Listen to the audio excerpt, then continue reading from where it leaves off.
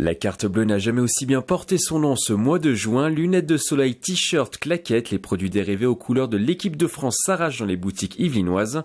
Le best-seller, le maillot officiel. Aujourd'hui, on n'a même pas besoin de faire de publicité, quoi que ce soit. Les clients, quand ils arrivent, la première chose qu'ils nous demandent, vous avez le maillot de l'équipe de France ? Oui, il est là, il est pour vous. Donc donnez-moi juste votre taille et puis je me ferai un plaisir d'aller vous le récupérer.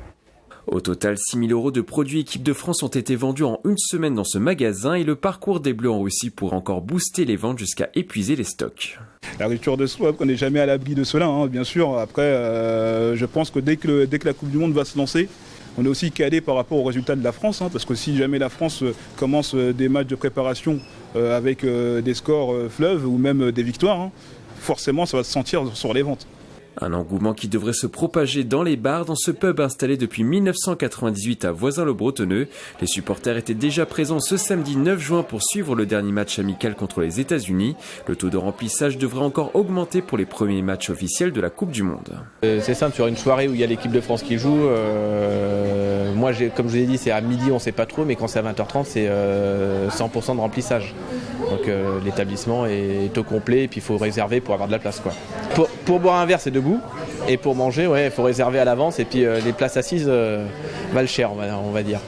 Au-delà du cadre commercial sur les terrains, la Coupe du Monde est aussi un moyen d'attirer de nouveaux licenciés.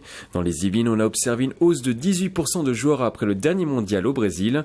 Un phénomène que le président d'honneur de l'Étoile sportive de Trabes, Mustapha Larbaoui, connaît bien depuis son arrivée au club en 2003. Il y a une telle concentration de matchs, une telle concentration d'images, une telle concentration de stars finalement. C'est notre festival de Cannes tous les 4 ans. Et puis l'effet, encore une fois, nation, donc la France en particulier, forcément, oui, il y a cet engagement particulier.